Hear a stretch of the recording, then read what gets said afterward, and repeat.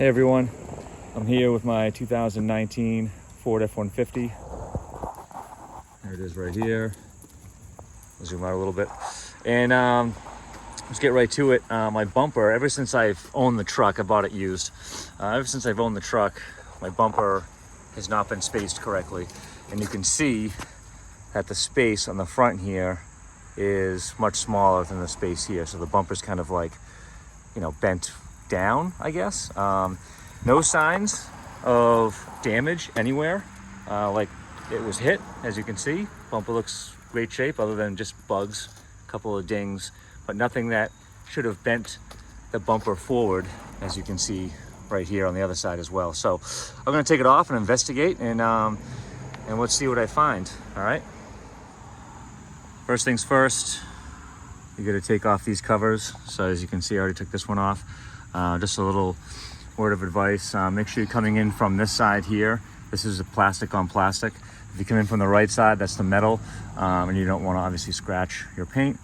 Best way I found to do that is to come in from the back side and just shimmy the screwdriver in, pry it open, and there you go.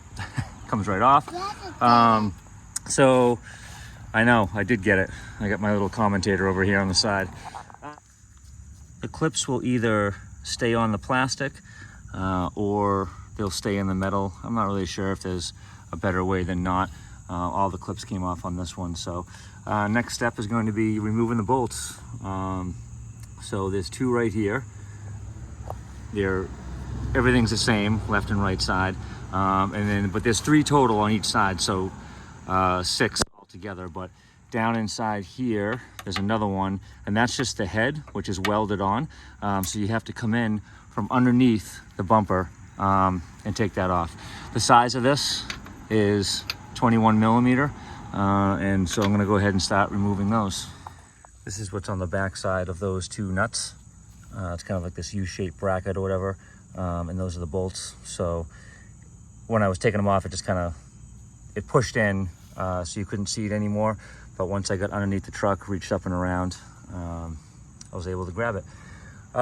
Before I take off the last two bolts, the one down inside there and the one down inside there, I'm gonna disconnect my fog lights. So I'm gonna do that right now. So underneath, I took off that inside bolt. All of these so far, I've had to loosen up with my breaker bar before I used my drill. But it was really easy coming off with the drill once I loosened them with the breaker bar. So now that I have this side off, the last one is to do is the left side there, or I guess the right side, passenger side. But you can see the bumper is very loose, so I am kind of doing this by myself, besides my little guy right here. But the nice thing is the bolt stays inside once you take the nut off in here. So this bolt will stay inside. So it's not gonna just fall right down on you. But I would still use caution. Make sure you have some pressure on it with your other hand, holding it in towards the truck. Once the nut is completely off, you can carefully get yourself out and you should be able to just pull the whole bumper right off the truck. So let's give it a go. All right, I got the other nut off on the passenger side here. So your bumper is just kind of loosely hanging on the truck. You're gonna pull it straight off. However, you can't just pull it, have it kind of fall and flop out. There's a little bit of, I'm not really sure what's back there, but there's a little bit of plastic and it needs to come straight out. So the second you pull this off, see how it drops down like that? It's not just gonna come straight out. So I'm gonna use my knee to prop it up so that it comes out straight. At that point, there are two clips holding wires on that I didn't know about. So I'm gonna rest it on my knee, and I'm gonna reach in and undo those wires. They're just placement clips. There we go. And that's it. I'll show you where those clips are in just a sec. Take your bumper off. Put it down on the ground on hopefully a blanket. And let me just show you this really quick. So as you can see, I didn't see this was going to be an issue. It wasn't really an issue. I was obviously able to do it, but this is your fog light wire. I disconnected it, but I didn't realize this clip was mounted on the inside of the bumper, one on the other side as well. And that's the location of where it is. No, sorry, right here. One of these two. I'm not really sure which one it was. I think it was this one, actually. Doesn't really matter. Oh yeah, you can definitely tell because of the dirt. Anyway, that's it. So now that it's off, let's see if we can figure out what's going on here. So to me, right off the bat, if you can look at this plate, which is what the bumper mounts to, is definitely tilted back. Let's take a look at the other side. I'm a little out of breath here because I was kind of running around. Oh yeah, definitely tilted back. So, not necessarily something that can be easily done or easily fixed by me, because this plate is welded onto the frame. So, I guess I have two options here. One, I drive it like this to a shop, where they have like a frame machine, and they can bend this piece out. I could totally go, backyard mechanics on this and go pull up to a tree with a couple of chains and then put it in reverse. That would probably work, but I don't think I'm gonna do that. Or the third option, I was just kind of messing around with the bumper when it was loose, and if I tilted the front out and left the bottom nice and tight, obviously it brings the bumper, so that the gap is even all the way around. And one thing I suppose I could do is add some washers in here, some spacers, and that would pull the bumper out with no spacers on the bottom, and that would keep it nice and tight. So I might try that. There's plenty of room on the studs. Where are they?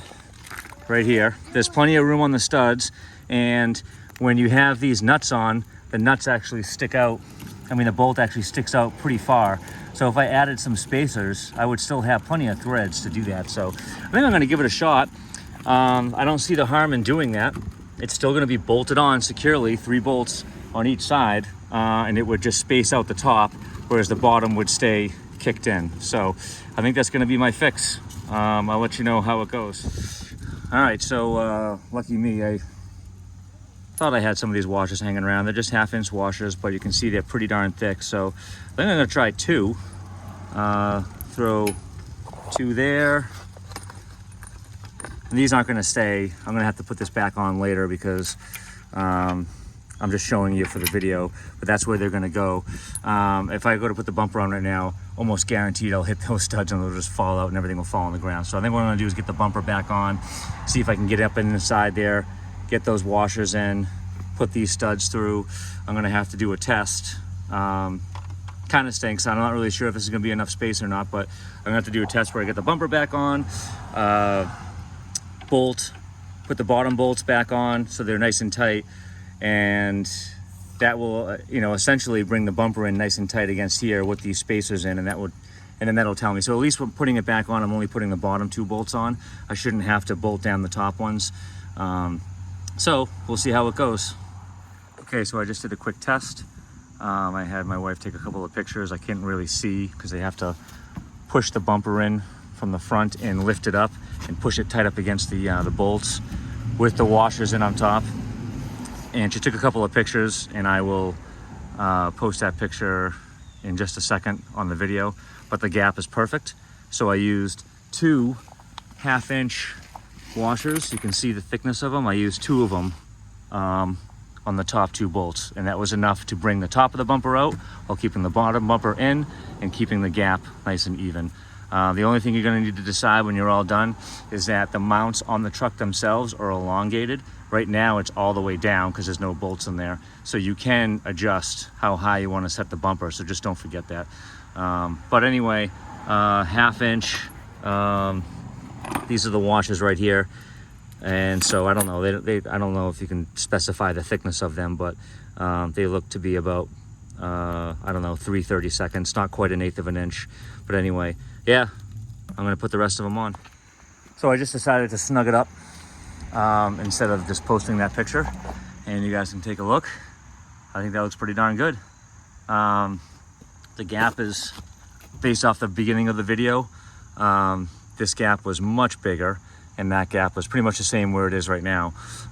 So obviously the bumper was hanging down, but putting those 2 washers on both of the top bolts and no washers on the bottom one has now pivoted the bumper forward. And so instead of, well, the bracket right now is tilted back, but now I spaced it out so the bumper is pretty much level. I mean, if I were to measure it, I think it's still probably slightly bigger here than it is down here. But your eye just doesn't go right to that uneven gap now. Now it's a lot less noticeable. And the only other thing I'm looking at is that I think my bumper now sticks out a little bit further beyond. I didn't actually check to see if that was a thing, if these and these were supposed to line up. But honestly, if it sticks out a little bit, I guess I'm not really all that worried about it. I don't think it looks bad or anything like that. I would rather have an even gap that's much more noticeable than worry if these two are supposed to be lined up to each other. That's a lot less noticeable. I mean, it's not like it's sticking out like a whole other foot. So other than that, I think that's it. I just snugged up all the bolts. They're all nice and, well, they're all tight. And the last thing to do would be to connect your fog lights and then put those covers back on. And I think that was a pretty simple fix versus going to a frame shop and having them bend that stuff out. And then, I don't know how much that would cost, but this didn't cost me anything other than those washers that I already had. So that's it. Hopefully you guys learned something. I've been wanting to do this for a long time, probably about 1.5 years, and I was just waiting for a sunny Sunday afternoon when I wasn't really doing much, which is not usually the case. So anyway, thanks for watching.